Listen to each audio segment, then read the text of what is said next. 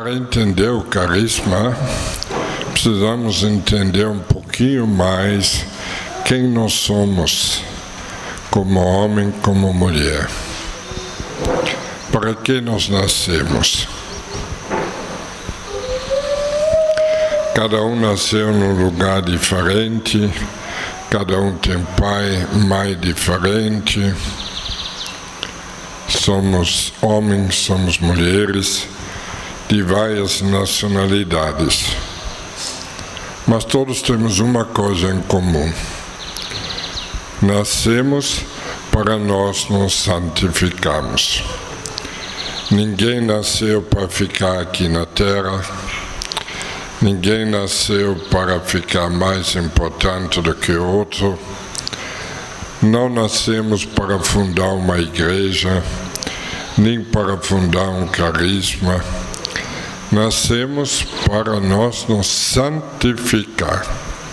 Isso precisa ser muito claro. E se você tem esta clareza, eu nasci para me santificar, já te dá uma liberdade. Então você não deve defender uma ideia, uma teologia, uma outra coisa. Você deve se santificar. E como eu posso me santificar?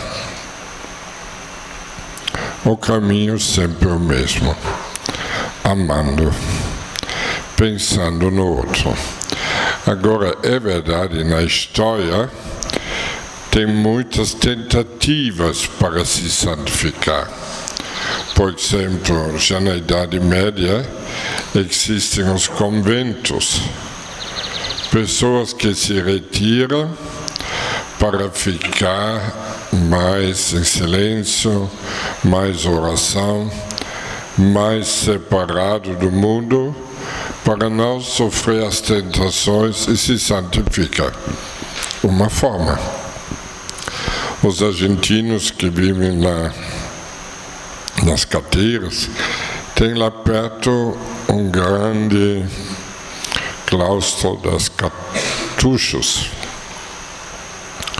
Cada vez quando eu visito, eu admiro a beleza desta construção, tudo de pedras, muito bonito. Mas depois eu vejo cada um está na sua célula, você não veja ninguém. E eles não rezam a missa junto. Cada padre reza a sua. Não tem a refeição junto. Cada um faz a refeição no seu quarto. E uma vez por semana, vão 2 a 2 juntos para falar um pouco. Mas isso uma vez por semana. Domingo, quando comem junto, mas não falam. É uma forma de uma espiritualidade se santificar, e atrás está a ideia, só Deus. Só Deus, não ninguém, só Deus. Então é uma forma de se santificar. Mas ao longo da história veio muitas maneiras. Muitos na vida vão casar, por exemplo, e se santificam casando. As nossas mães, quanto trabalho tiveram conosco. E algumas mãezinhas tiveram muitos filhos. Se eu penso na avó do Nelson, que coisa! Santificando, criar tantos filhos e depois netos, bisnetos, tataranetos. É uma santificação. Então tem muitas formas. Importante ter a clareza, precisa me santificar. Agora, nós estamos vivendo numa época muito interessante, porque tem uma mudança radical no modo de pensar. Eu, quando era criança, me lembro das missões, ver os padres se pregando, e a ideia era salva tua alma. Cada um salvando sua alma, significa cada um tem que se santificar, mas sozinho, individualmente. Parece cada um diante de Deus, responsáveis, tem que se santificar sozinho. Agora, nos últimos anos, principalmente com o nascimento do carisma do focolare, da unidade, se compreende, é verdade, devemos nos santificar, mas podemos fazer junto. Então nasce toda uma espiritualidade coletiva, não mais individual, é diferente. E nós estamos dentro desta espiritualidade. Depois eu vou falar do nosso carisma, vocês vão entender que faz parte desta nova maneira de ver as coisas. Coletivo, juntos. Agora como? Nós todos temos o costume de viver a palavra. Eu espero que todo mundo faça. Porque também aqui nós temos um perigo que com o tempo a gente entende as coisas, mesmo a espiritualidade coletiva, e começa a falar para os outros. Você tem que viver a palavra, mas não vive. Numa espiritualidade coletiva, eu nunca posso exigir do outro que eu não faço. Se você não vive a palavra, para mim você já está fora. Você já não consegue, no fundo, passar o carisma para frente, porque você não vive. Numa espiritualidade coletiva, a gente só consegue caminhar se faz. Então vivemos a palavra. Mas não só vivendo e dizer, eu vivi, foi bom para mim, me deu uma satisfação, fiquei feliz. Não. Nós temos o costume, uma vez por semana, colocamos em comum as nossas experiências. Para quê? Para nós nos ajudarmos. Se eu faço uma descoberta de Deus, Ele enche meu coração, eu seria egoísta se eu fico só para mim. Então o novo eu vou comunicar por amor. E outro recebe por amor. O que acontece? A experiência do outro me ajuda para eu me santificar. Porque na nossa vida tem altos e baixos. Tem momentos de sol e de chuva, de luz e de escuridão. E principalmente quando a alma passa por um trecho de seca, como agora no Nordeste, e você parece ter uma aridez na alma, não experimenta nada, parece tudo que um dia te atraía, agora sumia, parece não é mais interessante. Nesta hora você escuta a experiência do outro, que parece como água. Parece, olha lá, ele está vivendo. Quantas vezes na minha vida vocês foram à luz para eu continuar neste caminho à santidade? Vem as tentações, a vontade de largar tudo, vem o pensamento, foi certo o que eu fiz? Foi uma escolha verdadeira ou escolhi errado? E nesta confusão, de repente você escuta outro, veja a experiência que o outro faz e coloca em comum, ajuda. Porque estamos numa espiritualidade coletiva, onde um é responsável pela santificação do outro. Depois nós temos o costume de fazer comunhão de alma, este encontro, onde cada um pode colocar onde está sua alma, como está, onde está a sua fé, de que maneira, como é, de que jeito. E nesta hora também se cria um clima extraordinário, se cria esse clima da presença de Jesus entre nós. E como ajuda a comunhão de alma. Eu um dia estive lá em Belo Horizonte, onde tem esta casa de acolhida, onde se encontram padres para fazer ADI. E aqui o Stefan também faz sempre esta comunhão de alma. E uma vez eu estava na missa, e foi muito profundo, de repente um padre de 72 anos, chorando, disse: nunca na minha vida eu experimentei uma comunhão tão profunda. Nas nossas reuniões, a gente fala sobre a política, sobre a pastoral, sobre as coisas que está bem, que não está bem, sobre as coisas externas. E depois, as coisas de Deus a gente guarda para si.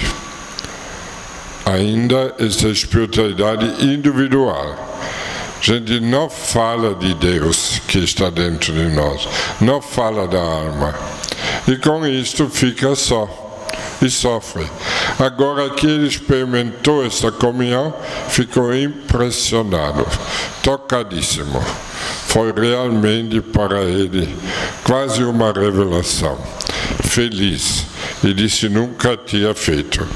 Eu pensei, graças a Deus, que eu nasci numa época onde tem esta espiritualidade coletiva. Porque eu tenho pena aquele que luta sozinho para se santificar. Que coisa triste. Como é difícil. Poder falar com outros sobre as dificuldades. Eu não sei, será Deus existe? Como é? A igreja tem tantos problemas. Como é? E a gente pode conversar, colocar em comum. Coisa extraordinária. Depois nós temos o costume de fazer a hora da verdade. Cada um deveria fazer, menos 2, 3 vezes por ano. Para quê? Para crescer junto. Se eu quero ser santo, então eu agradeço cada um que me ajuda. E onde eu tenho mais dificuldade para me santificar? São nos meus defeitos, que eu não enxergo. Como atrás, pode ter uma sujeira na camisa e eu não enxergo. Mas vocês que andam e vejam atrás e do lado, vocês se enxergam. Então eu fico grato quando alguém me diz: Frei, tem uma sujeira lá. Então eu posso trocar a camisa. Eu posso mudar. Na hora da verdade, exatamente isto. A gente agradece o outro que nos corrige. E como é bom ter irmãos que dizem a verdade para a gente. Eu me lembro até hoje, a primeira vez quando fiz aqui no Brasil. Parecia-me, eu era um brasileiro. Agora os outros me corrigem. Agora eu posso também ajudar os outros. É uma coisa extraordinária. Antigamente não existia isto. Na espiritualidade individual, cada um tenta se corrigir na maneira possível. Mas às vezes você pega manias ou questionamentos que você nem percebe. Você às vezes é chato e acha que você é o melhor do mundo. Não percebe. Porque tem uma mania que irrita todo mundo. E você ainda pergunta: eu não sei o que os outros têm. Porque ninguém gosta de mim. Agora, quando os irmãos te dizem: escuta, deste jeito que você fala e nunca para, e o único que fala, não é muito bom. E não vão dizer porque tem raiva de você, porque te querem bem, te ajudar para você se santificar, coisa extraordinária. Eu acredito que deveríamos fazer mais vezes para nos ajudar a santificar. E se um grupo como nossa faz esta hora da verdade, para as fofocas. Porque se eu já falei para o outro onde ele deve mudar, não tenho mais necessidade de falar para o outro as coisas negativas do outro. Já falei. Já corrigimos mutuamente, o outro também já me corrigia. É uma coisa extraordinária. Depois temos o costume de fazer o colóquio. É como importante ter uma possibilidade onde você conversa com o responsável, coloca toda a tua vida pessoal, as dúvidas, as conquistas, coloca em comum, e com esse amor recíproco que provoca a presença de Jesus, parece o responsável nem precisa falar muito. O fato que vocês dois se amam e escutam faz que você entende o teu caminho. Porque o teu caminho está dentro. Você tem uma vocação que está dentro. E você precisa descobri-la. E como pode descobrir?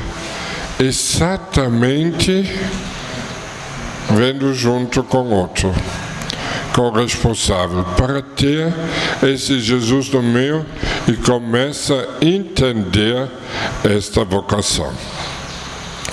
Depois, claro, nós temos este costume, hoje na missa antes também já fizemos, colocar à disposição, eu vou amar outro, falando, outro vai amando, escutando, para termos Jesus no meio. Nós chamamos isso de fazer o pacto do amor, sempre fazemos isso, quase a base. E se nós vivemos assim, essa espiritualidade coletiva, o que vai acontecer? Você se torna uma pessoa íntegra, uma pessoa realizada, feliz. Você sente, você tem irmãos, e você cria uma condições, uma capacidade que o mundo hoje precisa de criar relacionamento. Você se torna um especialista em criar família. Você faz que os irmãos se entendem entre si e se entendem com Deus. Isto é nossa vocação. Nós temos um carisma, chama carisma da esperança. Entende bem, a esperança não é aquela ganhar na loteria, ou a esperança de conseguir um bom casamento, ou a esperança de ter uma profissão boa. Não, falamos da esperança que é Jesus Cristo. Então, se nós temos um carisma e devemos levar ao mundo esta esperança, como é possível? Tendo Ele entre nós. Eu não posso levar outro que eu não tenho. Isso é claro. Se outro tem fome, eu não tenho pão para dar para ele, ele vai continuar com fome. Se outro está sem esperança, eu não tenho esperança para dar, ele continua sem esperança. E o mundo hoje está sem esperança. Constantemente encontro pessoas que têm 1000 problemas e não têm esperança. São depressivos, têm de todo tipo de depressão, têm tantas doenças e muitos ficam sem esperança. Então nós devemos levar a esperança, mas só pode levar quem tem. Então todo esse caminho que eu expliquei, para você tem Jesus dentro de você. Depois, vivendo esse amor entre nós, temos Jesus entre nós. Nós, da Fazenda da Esperança, nunca devemos fazer algo sem ter esta presença de Jesus entre nós. Quando 2 responsáveis ou 2 responsáveis na fazenda brigam, não conversam, cada um acha outro é chato e não sei o que, outro tem razão, outro é errado, volta para este individualismo, o que vai acontecer? Todo o resto fica sem esperança. Nosso carisma não está atuando. Então vamos ser uma casa de colhida. Pode ser que um ou outro por força própria vai para frente, mas aquela revolução que estamos levando no campo da recuperação não vai acontecer. Por quê? Não damos aos jovens esta esperança, que é Jesus que eles precisam, porque estamos convictos que quem cura é Ele. Depois podemos ter outras ajudas, tem os psicólogos, temos a ADI, ajuda muito. Às vezes alguém fica doente, febre, não sei o que, vai no hospital. Tudo isto, bem-vindo. Mas o mais forte que recupera, e isto é nosso carisma, que nós devemos dar este campo da recuperação, é a esperança, Jesus Cristo. Se nós não temos Ele entre nós, estamos enganando os jovens. É uma coisa séria. Quando nós vamos viajar, né, sou eu também, a Lúcia Raci, eu sempre pergunto aos responsáveis, como estão? Tem Jesus no meio? Fica às vezes aquele silêncio. Eu vejo quando não tem, ou quando às vezes tem, mas não tem, sabe, aquele jeito, não estão dispostos de verdade, um a dar vida pelo outro. Então, este não está bem, se vê em toda a fazenda. Então, aparecem dificuldades de todo tipo. Dificuldades econômicas, dificuldade que muita gente quer sair, a dificuldade que não vem outros que querem entrar, tem muitas vagas, não se consegue as coisas, as famílias não se envolvem, então não consegue padre, não consegue mil coisas. Para todas as dificuldades que vocês podem ter, aqui também cada fazenda é diferente, tem regiões diferentes, tem regiões onde o povo é mais generoso, onde é mais apegado, isto eu reconheço. Mas quando tem Jesus no meio, vocês façam a experiência de quebra todas as estruturas. Alguns me disseram, ainda há pouco tempo atrás, nesta região Frei, muito difícil. O povo não dá nada. Tá bom. Fomos para o jantar e tá, declaramos, temos Jesus no meio, tá? Eu vi milagres. Depois os outros disseram, nunca aconteceu isso. Tanta gente doando coisa, isso não é normal. Pode ser que não é normal, mas quando Jesus está, tudo muda. Jesus faz chover no deserto. Jesus faz e cura os doentes. E se alguém é doente no egoísmo, doente no quer ter e não é capaz, Jesus cura. Mas tem que ser Jesus, não é nós. Se você, por exemplo, de repente alguns me dizem, Frei, eu tenho tanta dificuldade de vender coisas, agenda, outro, tá? Peça a Jesus entre vocês que faça.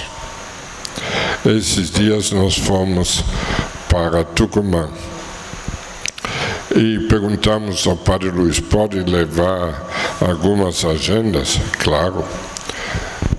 Traga 5 caixas. Então vimos, Brasília ainda mandou, por engano, por comunicação, mandar mais 10 de outro lugar, e de repente tínhamos 15 caixas, que nem dava para levar no aviãozinho. Mas precisava ver como tudo deu certo. Estávamos em Palmas com essas caixas todas, e o aviãozinho pequeno, um olhava para o outro. Perguntamos ao piloto quantas caixas cabe. Ele disse, talvez 5 ou 6, mas tínhamos 15. Tinha um outro senhor que se aproximou da dona, a irmã daquele que é dono do avião, que ia junto conosco, e perguntou, tem uma vaga, um aviãozinho para ir junto? Ela disse, não sei, tem tanta bagagem, acho que não vai dar. Ele disse, não tem problema, estou aqui com o meu aviãozinho, só pensei se tivesse, não precisava ir. Então eu vou com o meu. Ela disse, mas que coisa boa, você pode levar algumas caixas? Ah, sim, eu estou sozinho, então ele levou 10 caixas. E assim foi, um milagre atrás do outro. Até no último dia, vendemos até 2 vezes. O prefeito me disse, eu compro todo o resto que tem, 140. Depois, quando colocamos no carro dele, ele disse, já tinha me dado o cheque, para mim não precisa tanto. Me devolveu 50, disse, vende de novo, vocês precisam ganhar. E depois outro prefeito comprou de novo todo o resto. Se tivesse mais, teria vendido. Mas que fiz isto? Por que ele consegue comprar tudo? E outro também. E tanta gente ajuda. É Jesus no meio.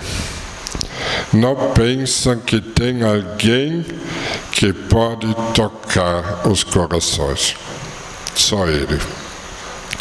Nós estamos aqui nesse encontro para decidir, ou cada um encontra um pouquinho mais, qual é a vontade de Deus na tua vida. A vocação. Quem pode fazer isso? Quem pode te dar clareza? Aquela clareza segura de dentro. Só Jesus. E se Ele te chama, a vocação é segura, vai para frente. Desde o início, quando a gente precisava de vocações, e ainda hoje precisamos, a gente não faz propaganda. Nós não vamos atrás e chamar e puxar, venha. Mas o que fazemos? Temos Jesus entre nós. Quando cheguei na paróquia, era padre novo, não tinha muita experiência, mas tinha uma ideia clara. Eu quero ter Jesus no meu. Eu não quero ser o pároco. No dia quando entrei na paróquia, depois da festa, fui na capela sozinho. Quando fechei tudo, terminou a festa, todo mundo foi embora. Diante do tabernáculo eu disse, Jesus, eu vou te ajudar e você vai ser o pároco. Mas como ajudar ele? Criar condições para Jesus poder estar em todas as reuniões. Então, quando tinha conselho, eu pedi a alguém contar a sua experiência, outro, para criar esse clima do amor para Jesus se tornar presente. Depois tomamos as decisões. Na missa eu olhava assim alguém com que podia ter Jesus no meio, né? Era assim, quem tiver, e fizemos a missa normalmente, sem preocupações. Tínhamos Jesus no meio, eu tinha certeza as coisas acontecem. Em 12 anos que eu fui pároco, 26 jovens se tornaram padre, freira, focolarino, hoje estão no mundo. Eu chamei nenhum. Mas quem chamou? Jesus. Mas ele pode chamar se ele está entre nós. Se não está, como fazer? Então, nosso carisma é claríssimo. Nós somos nada e Jesus entre nós é tudo. Se não temos Jesus entre nós, somos nada. Somos mais frágeis do que qualquer outra comunidade terapêutica. Porque eles às vezes têm um psicólogo, têm um médico. Nós não temos. Mas se temos Jesus entre nós, podemos ficar tranquilos. Temos mais do que qualquer outra comunidade. Porque temos Ele. E Ele faz os milagres. e até coloca os outros em crise. Muitos me dizem: Frei, não estou entendendo. Você não tem psicólogos, não tem médicos, não tem especialista e tantas fazendas querem doar a vocês. Tantos jovens se recuperam, tantas vocações. Quantas ordens religiosas gostariam de ter vocações? E não tem. E nós temos muitas vocações, muitas fazendas, mais de 50 foram doados, que precisamos preparar. Quando estávamos em Tucumã, já esperou um outro bispo, Dominique, e disse: venha aqui, Frei, eu tenho um terreno que eu gostaria de uma fazenda. E já fomos com um aviãozinho para lá, e todo mundo já comprou a fazenda e doaram para nós. Quando fomos no outro lugar para um jantar, depois do jantar, a dona veio e disse: o prefeito quer uma fazenda masculina e feminina. Eu pensei: misericórdia, nunca vai acabar isso. E não pode acabar, por quê? Temos Jesus no meio. Tem Jesus no meio, ele atrai doadores, ele atrai vocações, ele chama vocações, mas também chama economia, dinheiro. Ele é completo. Deus não é só uma parte, vamos dizer, dá fazendas e não dá o resto. Ele é completo, ele é uma unidade. Mas nós precisamos entrar neste jeito de Deus, nos encantar com este jeito e fazer tudo para Ele estar sempre entre nós. E assim podemos ser um carisma para hoje. Um carisma é algo que Deus chamou, Ele criou. Ninguém deve pensar, nós fizemos. Se nós que começamos, vocês chamam fundadores, isso é uma coisa, Deus podia chamar qualquer outro. Mas é importante entender, Ele quis, na situação de hoje, na miséria de hoje, na calamidade de hoje, Ele quis dar uma resposta. No mundo sem esperança, Ele quis dar uma resposta, um carisma da esperança. E nós todos fomos escolhidos. Ele vai escolher muito mais ainda. Mas para isto, nós precisamos ser abertos. Para mim, um portador deste carisma, aquele que é livre, que é feliz, realizado, aquele que tem um relacionamento com Deus e um relacionamento com os outros, que não tem medo de ninguém. Pode ser um ateu, pode ser outra religião, pode ser não sei o quê. Não precisamos ter medo de ninguém. Por quê? Porque temos Deus dentro de nós e Deus entre nós. Temos a esperança, ela não morre. Ela não decepciona, ela é eterna. E isto precisa ser bem claro. Eu tenho medo se alguém entra na família da esperança e tem ideias fixas. Tem que ser assim, não pode ser assim, tem que ser assim. Todas as fazendas assim. Outro falou, isso não pode. Tá. Então vamos entrar na discussão como os fariseus. Questionaram o próprio Jesus. Por quê? Porque achavam, a ideia deles, tem que defender a lei de Moisés. Tem que fazer isto. Nós não precisamos defender nada. Eu, como padre, não preciso construir a igreja e fazer tudo para a igreja estar cheia. Não. Mas o que eu preciso? Precisa amar para Jesus pode estar em mim e com aqueles que eu vivo este amor. Nós nascemos para onde estivemos, garantimos que Jesus pode estar conosco. E com isso você fica livre.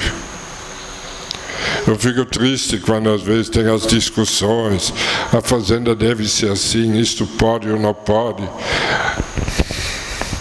Santo Agostinho já diz: ama e faça o que quiser. Claro, com o tempo a gente vai ter regulamento, nós temos nossos estatutos, isso são direções, são linhas de que nos orientamos. Livremente dizemos: eu quero viver assim. Claro, quem quer, por exemplo, jogar futebol todo dia, tem que entrar no clube de futebol. Quem entra na família do carisma da família tem que ter esta clareza: eu vou junto com os outros viver os estatutos para levar esperança àqueles que não têm. Então nossa missão é muito clara. Isso não tem dúvida. E mais clara que ela é, mais nos ajuda. Mas para podermos viver esta missão, precisa homens e mulheres realizados. Não precisa ser sem pecado, não. Pode ser pecador. E somos, e sempre vamos ser.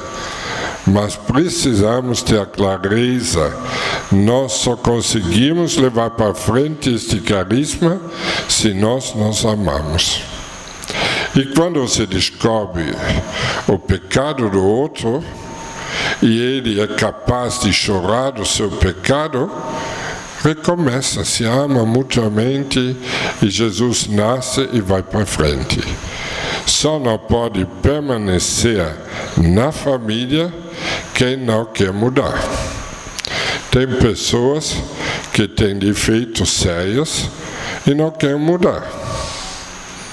Então, naturalmente, nós não podemos admitir na nossa família, neste carisma, pessoas que querem viver, não sei, no pecado, não sei como o mundo vive. Isso não é possível. Mas aquele que é capaz de chorar do seu pecado e pede perdão, e pede ajuda e recomeça, é o lugar certo. Família da esperança. Porque ele, na sua humildade e pedindo perdão, provoca a misericórdia de Deus e traz Deus entre nós. Porque Deus, exatamente onde está a enfermidade, ele se sente médico. Onde tem fome, onde tem necessidade, ele vem como aquele que multiplica os pais. Onde tem aquele que chora dos pecados, ele vem com toda a sua misericórdia. Não sei se ficou claro. Eu, pessoalmente, me encanta com aquele que Deus nos deu. Porque é tão novo, que muitos padres e até bispos ainda não entenderam. Mas estão admirando. Estão perguntando como é possível. Você consegue. O lá acontece. Ele se recupera. Falta nada. A providência vem. Então alguns dizem: o Frei tem jeito para arrumar dinheiro. Pobre Frei. Que jeito. Mas eu tenho um amigo que chama Jesus, que é rico, que é dono do céu e a terra. Eu quero que ele está sempre ao meu lado. Eu quero que ele está sempre dentro de mim. Por isso eu vou na missa comum todos os dias. Com alegria recebo ele. Por isso rezo, converso com ele à noite, no dia e nas viagens. Sempre pergunto a ele. Confia nele. E quando não sei mais nada, eu digo: Deus, se você não ajuda, o que eu vou fazer? Eu não tenho, mas você tem. E todos esses anos, ele aprovou, está aprovando, como disse a primeira leitura: eu sempre estarei contigo. Ele disse a cada um: eu sempre estarei contigo. Alguns, às vezes, quando jovens, têm medo. Esses dias um me disse: Frei, eu sinto tão forte que Deus quer que eu me doa também no celibato. Eu sinto, mas você não imagina quanto medo eu tenho. Porque eu vejo minha afetividade, minha sexualidade é forte. Eu tenho medo. Que Jesus disse: eu estarei sempre contigo. Se Ele nos deu esta sexualidade e ela é forte, Ele também deu a sua presença para nos ajudar. E isso não é questão de viver o celibato ou não. Quem é casado continua também a ser forte. E a tentação para outras mulheres, outros homens, sempre existe. E se alguém tem desejos para o mesmo sexo, também é uma coisa que acontece em todos os séculos. Mas você pode, apesar do teu sentimento, fazer uma escolha. Eu quero Deus. E acabou. Porque os sentimentos são costumes, vícios que você adquiriu ao longo da tua história. Tem o vício do sexo, tem o vício da droga, da bebida, de tantas outras coisas, de jogos, de compras. Tem vícios. E você pode romper esses vícios e dizer: Deus, eu vou olhar para você, você me basta. E fazer essa escolha todo dia: eu quero você. E acabou. E depois de um tempo você percebe: eu continuo a ser assim, com os sentimentos, seja de um jeito ou de outro, mas eu estou livre. Por quê? Porque encontrei Deus, que me faz livre. E assim estou no caminho à santidade.